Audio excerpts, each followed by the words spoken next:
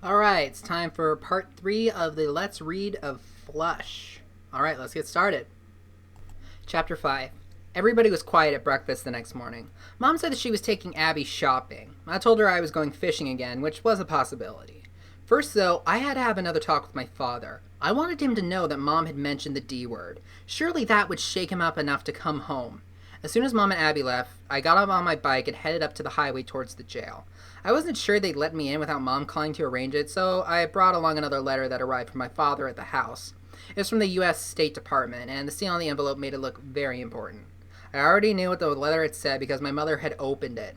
The government was telling us, for about the 15th time, that the body of Robert Lee Underwood, my grandpa Bobby, was still down in Colombia. They couldn't bring him home because there was a problem with the paperwork, and the police in the village were not responding to inquiries from the United States Embassy.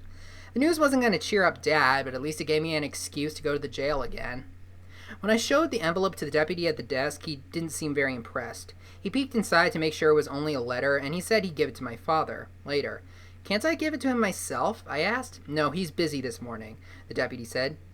Busy? I thought. Doing what? Pretending to know how to play chess? Is he all right? I asked. The deputy chuckled. Yeah, he's fine. There's a TV crew that drove down from Miami to see him. TV? Yeah, Channel 10. They said they'll need at least an hour. Then I'll come back later, I said. The deputy shook his head. Sorry, sport. Inmates are allowed only one short visit per day, and we're already bending the rules with this TV thing. Maybe you can see him tomorrow. But call first, okay? Sure enough, there was a shiny new van from Channel 10 parked outside the sheriff's station. I don't know why I hadn't noticed it before. I rode away wondering how to tell my mother that Dad was doing television interviews from jail. She'd find out sooner or later because when it was on the news because all the Miami TV stations broadcast to the Keys. So I'd have to tell her, even though she wouldn't be happy about it. Maybe Dad thought of himself as a political prisoner, but Mom thought that he was being a selfish jerk. Political prisoner is a very odd term, but I can know enough about politics to say that his father is talking out of his butt. He is not a political prisoner, at all. Life Speaking was actually awake and semi-alert when I stopped at the trailer. Shelly wasn't there, which was sort of a relief and a disappointment at the same time. She made me really nervous, but she also kept Life Speaking from acting up. Well, looky who's here, he said with a wormy smile. He was lounging on the front stoop, sucking on a cigarette. His hair was wet and tangling, and his shirt was damp. I couldn't tell whether he'd taken a shower or just sprayed himself down with a garden hose. So, how's the jailbird? He asked. Oh, that's real funny. I didn't appreciate him talking that way about Dad. It was different when Abby did because she's family. Life Speaking was just a lazy lump who didn't know anything about my father. Well, what'd he say? Life Speaking asked. Can you come up with the money or not? I said, we don't have any money, but he'll give you his flat skiff. It's worth $12,000. Life Speaking squinted one bloodshot eye. Says who? Come see for yourself. It's on a trailer behind our house. I told him what kind of boat it was and that the engine had fewer than 100 hours on it. Seriously? He said, my father does not lie. And it's free and clear, this boat. The bank don't own a piece. Dad paid off the loan last year, I said. Life Speaking scratched his chin, which was raw and peeling. Where's your house at? He asked. I gave him directions. It nearly broke my heart to think of a loser like that taking our skiff and selling it for cash. But what else could we do? Life Speaking flicked his cigarette butt under the trailer and pulled himself upright. Let's go have a look, he said, which caught me by surprise. It's a long way to walk, I said. Who's walking, boy? He laughed and pointed at my bicycle. Hop up in the handlebars. And that's what I did. It had been a while since Life Speaking had pedaled a bike, and he was wheezing by the time we got to the house. He seemed shocked that there was no beer in the refrigerator, but he settled for a Diet Coke. We went out back to see Dad's skiff, and Life Speaking made up his mind right away.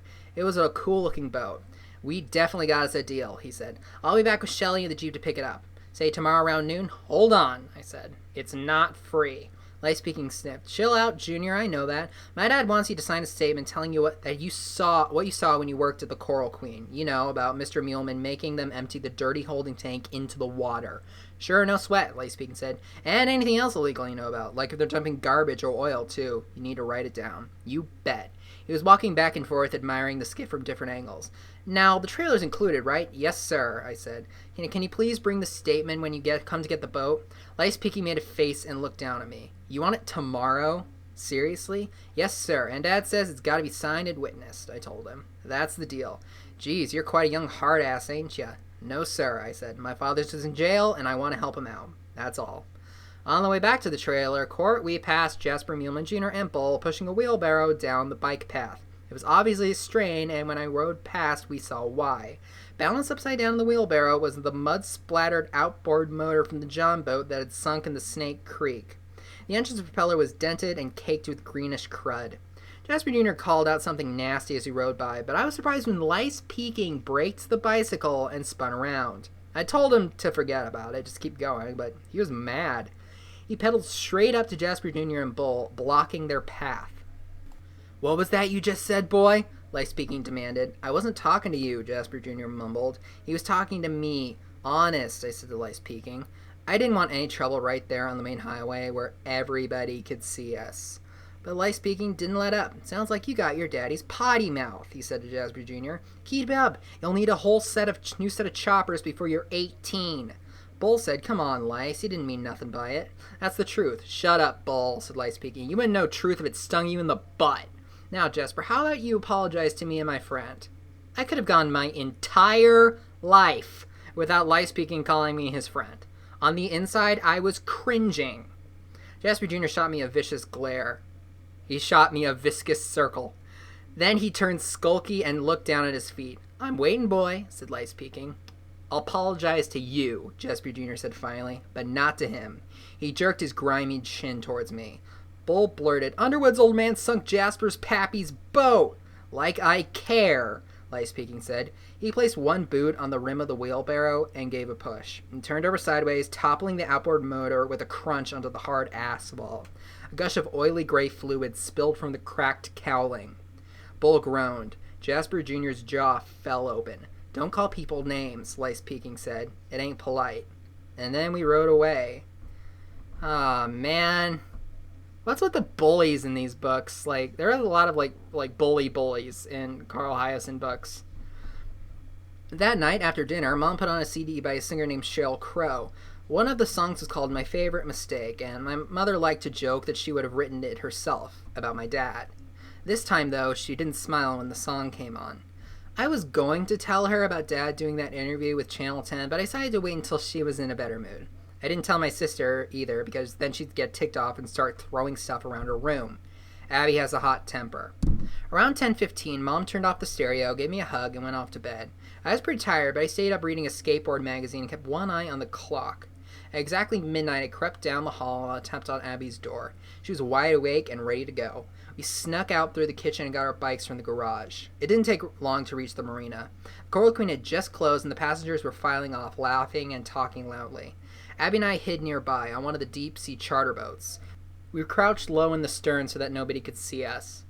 A yellow crescent moon peeked out from behind the clouds, and the mosquitoes weren't too bad.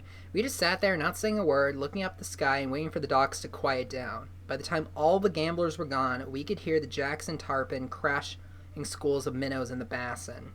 When I peered over the gunwale, I spotted Justin Muehlman's big black Escalade parked under one of the lampposts near the Coral Queen. A sound of men's voices carried across the still water, and I could see figures moving around the casino boat. My sister got on her knees beside me. "How long do you want to wait here?" she asked anxiously. "Mom's gonna freak if she wakes up and sees that we're gone." I checked my watch. 10 minutes after 1. "We'll give it until 1:30, I said, "and then we'll go home." The way Dad explained it, big boats like the Coral Queen are supposed to pump their toilet waste from onboard holding tanks into a sealed vat on shore. Later, a sewage truck collects the stuff and hauls it to a treatment plant. Dad said the Dusty Muehlman's boat was flushing hundreds of gallons of poop directly into the basin, which is not only gross, as Abby would say, but also a big-time crime. All we had to do was catch him in the act and call the Coast Guard to come arrest him. Then everybody in town would know that my father wasn't some kind of loony troublemaker, that he was just a guy who cared about the kids and the beaches and things that lived in the sea. When the truth about Dusty Muehlman came out and everybody saw that Dad was right, Mom would feel better about staying married to him. Maybe we were kidding ourselves, but that's how Abby and I had it figured at least. Aww, you're so naive. I'm just kidding. That's probably the truth. So we both got excited when we noticed the workers dragging a long, thick hose towards the stern of the Coral Queen. We were sure, 1,000% certain, that they would open the valve and drop the end of the hose into the water. But they didn't. They snaked it over to the dock and connected it to something that resembled a giant rust-freckled egg. "Hey," whispered Abby, "that looks like a sewer tank." "Yeah, it does." There was a knot in my stomach. I couldn't believe what they were seeing. Wah, wah, wah. Fail! What if Dad made a mistake? She asked gloomily. What if Dusty's legal? What if the pollution is coming from somewhere else? I had no answer. It had never occurred to me my father might have blamed the wrong person. It's almost like your father's kind of crazy, but we all know that that's not the case. What do we do now? Abby said. I really don't know. Noah? Abby, I said I don't know. Noah! From the hitch in her voice, I sensed something was wrong. I turned and saw, in the pale glow of the marina lights, a thick, greasy arm around my little sister's neck. Uh-oh. They're about to get caught. Actually, they did get caught, but they're about to get, I don't know, roughed up. Chapter 6.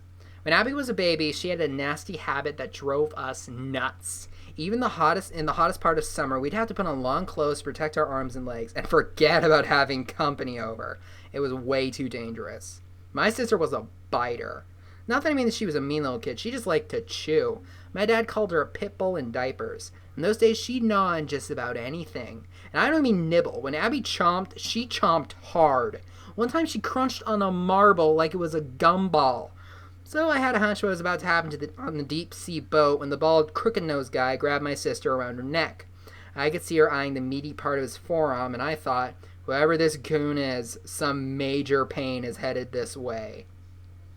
The instant Abby clamped down, the stranger howled and let loose of her neck. Abby herself did not let go so quickly. The stranger screamed and thrashed and flapped his arm until finally he shook free. He was rearing back to smack her when I socked him, a kidney shot to the lower back, and he dropped to one knee. I snatched my sister by his sleeve, and together we jumped from the deck. We hit the dock running and never looked back. The bald guy was swearing so loudly that it carried clear across the water into the mangroves. We grabbed our bikes in the woods, and I never pedaled so fast in my life. Abby was close behind, spitting and spluttering to get the stranger's germs out of her mouth. When we got to our street, we had another scare.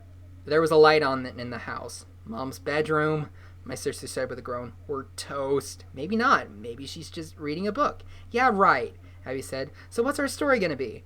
I knew we could come up with a clever excuse for slipping out so late. Nothing that would fool my mother, at least. No story, I decided. We're going to tell her the truth. Great plan, Noah, except how about you tell her? I'll be hiding in the closet when she goes ballistic.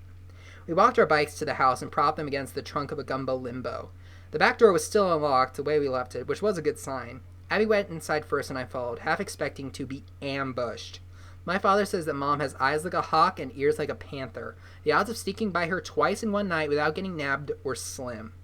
Yet there wasn't a peep as we tiptoed past Mom and Dad's room. I went straight to bed while Abby spent about 10 minutes gargling and brushing her teeth. I couldn't believe the racket she was making. She sounded like a duck swallowing a harmonica. Mom would have had to have been in a coma to not hear it. Still, her door never opened. Local cabbie defends sinking of casino boat. That was the headline the next morning in the Island Examiner. The paper lay open on the breakfast table, and it was clear from my mother's expression that she'd already read the story. How bad is it? I asked. Well, you came off like a sensible young man, she replied. Your father, however, is now comparing himself to Nelson Mandela. Uh-oh. He's even talking about a hunger strike. No way. See for yourself. Mom slid the newspaper across the table. All right, somebody needs to, slap his father upside the head. I forced myself to read the article from beginning to end. Miles Olmert obviously thought my father was quite a character. He let Dad go on and on about greedy polluters, and he put in the stuff about what happened to Derek Mays and the Carmichaels.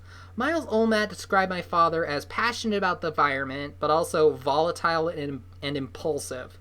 Sadly, that part was actually really accurate. The story included a couple of quotes from me. One was about how Dad needed to work on his self-control, and the other was about how he wouldn't hurt a flea. It was weird seeing my own words in print. They didn't look the same in the newspaper as they sounded when I said them out loud to him. Mom noticed that I wasn't overjoyed with how the article turned out. It's all right, Noah, she said. You told the truth. Your dad's a peaceful, well-meaning guy who occasionally loses a wing nut. Anybody who reads that story can see how much you care. It's just not just what I said, Mom. It's all the other junk in there, too. Above the article was my father's mug shot from the day he was arrested, and also a picture of the Coral Queen after she had sunk. Half the article is Dusty Muehlman saying Dad's a crackpot and a liar, I said. Dusty plays golf every Sunday with the newspaper's publisher, my mom said. Besides, the man's got a right to defend himself. Your father has made some serious accusations. Accusations that might even be false, I thought, remembering what we'd seen at Dock the night before. Well, if those accusations are false, this book is pretty much over, so I'm just gonna, bet on a long shot and say that they're not false. Mom poured me a bowl of cereal and a tall glass of milk, but I wasn't very hungry. Abby stumbled into the kitchen looking as if she'd gotten maybe 2 hours of sleep. She was rubbing her eyes with one hand and trying to get a snarl out of her hair with the other. Mom and I knew better than to start a conversation. Even at her best, my sister was not a bundle of cheer in the mornings. She snatched up the Island Examiner and sped through Miles Olmat's article, grumbling the whole time. "Hunger strike," she huffed when she was done, slapping the newspaper on the table. "What is wrong with him? Is he dense or what?" "Abby, don't talk that way about your father," Mom said. "And the word is deluded, not dense." "But this is so embarrassing. Can't he understand that?" She slumped into a chair and laid her head on her arms. "How about some scrambled eggs?" my mother asked. "Ugh," said Abby. I excused myself and hurried out the door. The scene at the jail wasn't as laid back as before. At the door, the deputy actually frisked me, like you can see on TV. All I brought was a paperback book about chess. I figured my father ought to learn the game for real before the lieutenant found out that he was faking everything. The deputy examined the puny little chess book as if he was expecting to find a false compartment with a skeleton key or something. When he finally returned it to me, he announced that the visitation time had been cut down to 5 minutes on orders from the sheriff himself. I waited a long time in the interview room. The big jolly deputy was there, but he stared right through me. When my father eventually came out, he was wearing a faded orange jumpsuit with the words Monroe County Inmate stamped on the back. "Nice fit," I said. They're just ticked off at me because of the newspaper story." "Did he see it?" he asked. "Oh yeah, so did Mom and Abby. And nobody's buying the hunger strike," I told him, "and you need to back off with the Mandela thing." Dad seemed disappointed at the family reaction to the Island Examiner article, but I'm not going to lie to him. "You need to come home. Seriously," I said. "Noah, please don't start with that again." I gave him the chess book. He winked and said thanks. "You seen Mom?" I asked. "Not in a few days. I know she's been real busy with work." He shook off the question like it was no big deal. "Haven't you talked to her on the phone?" I tried to call, but the machine always picks up. I could see that my father was concerned, which was healthy. When it came to Mom, he needed to be. It was pathetic for grown-ups to pretend that everything is okay when it's not. "Listen, Dad, there's something you need to know." I lowered my voice as if it mattered. The room was so tiny that the deputy could probably hear me blink. "We snuck down to the dock last night after the Coral Queen had closed," I said. "We hid on board one of the charter boats." "Who hid? Not you and Abby." "Yes, me and Abby." I didn't dare tell Dad about the stranger grabbing my sister, because I knew he'd bail himself out of jail in a flash and go hunting for him. In no time, he would be back in the slammer for doing something even worse than sinking a boat. "Guess what?" I said. "Dusty's crew didn't dump the wastewater into the basin. They hooked it up to a sewer tank that was on shore." At first, Dad was stunned. "You sure?" "We saw it with our own eyes," I said. My father rubbed his jaw and made a faint clicking sound with his teeth. "You know what it is? Dusty's freaking out because of all the publicity about me sinking a stupid boat. He's gonna lay low and act like a model citizen in case the Coast Guard comes snooping around."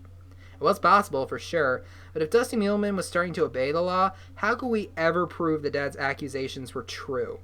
As if reading my thoughts, he said, "Light Speaking knows the truth about the Coral Queen. What do you say about my skiff? Will he take it or not? He's picking up at noon." "Excellent!" And he promised to sign a statement just like he wanted. "Noah, that's super!" Dad slapped me a high five. I didn't really want to spoil his mood by reminding him that Light Speaking wasn't the most reliable human being on the island.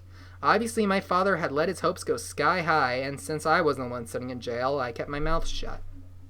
"Time's up," the jolly deputy said to me. He jerked his head towards the door. "Everything's going to work out just dandy," my father said. "You're doing a great job, son, but no more sneaking around at night, especially with your sister. You hear me?"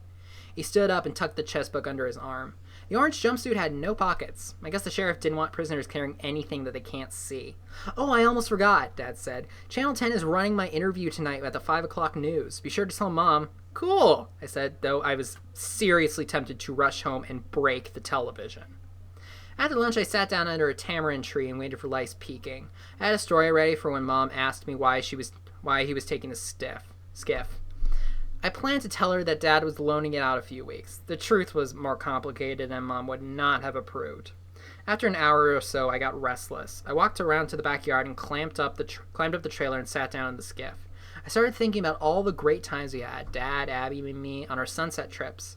My mother wasn't keen on fishing, but she was always happy when we came back with a cooler full of snappers. Abby said Mom was just relieved that we got home in one piece, but I think it's more than that. Mom really loved it when we were doing things together. She and Abby fixing the salad and potatoes, Dad and I cleaning the fish. Those nights are the best times ever. My mom's always waiting on the front stoop when we pull into the driveway, and her first question is always, "Did you see the green flash?" Abby says mom's only kidding, but I think she actually believes it. And my father always gives her the same answer. "Maybe next time," he says. "But it won't happen, Donna, unless you come along." But she usually doesn't. The skiff is kind of small for 4 of us. After a while, Abby came outside and hopped in the boat with me. I told her that Lice Peking was late. "Maybe he chickened out," she said. "For $12,000? No way. Maybe Dusty Muleman offered him more if he kept his mouth shut." Leave it to my sister to think of something like that. From what I've seen of Lice Peking, I didn't think he'd sneak back to Dusty in hope of a better deal. Lice seemed perfectly satisfied with the idea of taking Dad's boat and selling it. "He's probably still working on his statement," I said. "Or his hangover," said Abby. "Maybe I better go check on him." "No, I'll come with you." "No, Abby, you need to stay here in case he shows up for the boat." More important, I didn't really want her to see Lice Peking passed out, drunk in that smelly trailer, if that's where he actually was. "If you're not back in an hour," my sister said, "I'm either telling Mom or calling the cops." "Whatever," I said. One was just as bad as the other.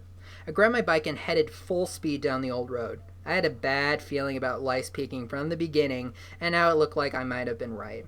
If he was Dad's best hope for a witness against Dusty Muleman, we might be in dire straits.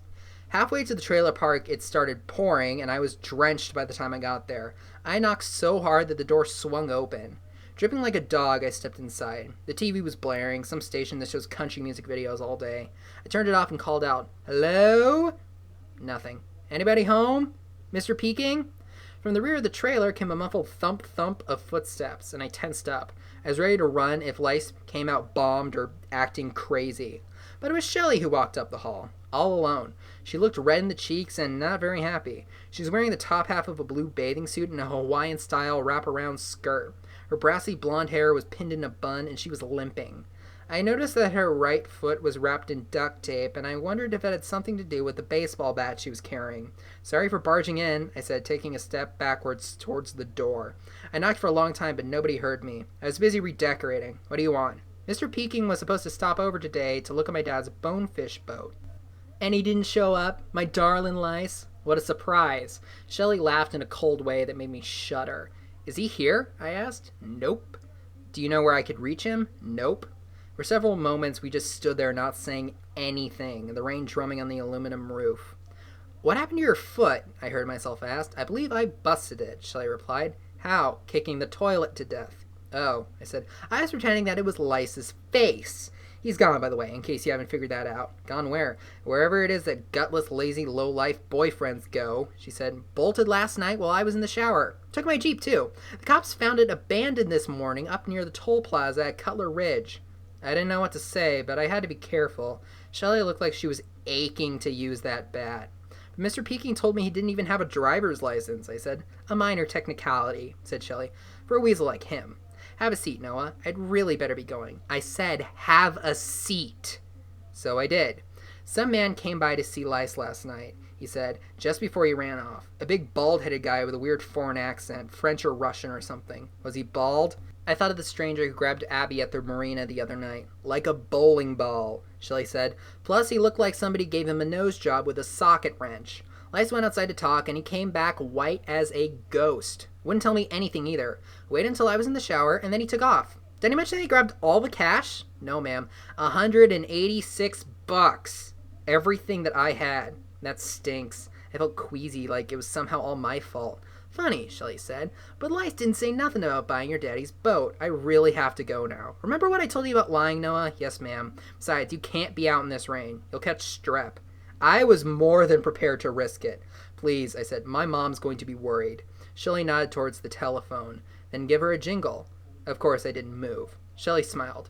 "Tell me about Lice and your daddy's boat," she said. "Tell me everything, okay? I'm sure it won't take long." I couldn't take my eyes off of the wooden bat, which she was slapping from one palm to the other.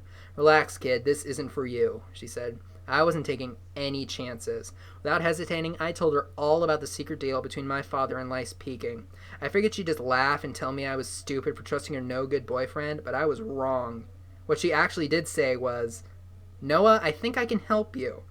And that was the last thing that I expected. We got Shelley. Shelley's on board. Things are about to get awesome.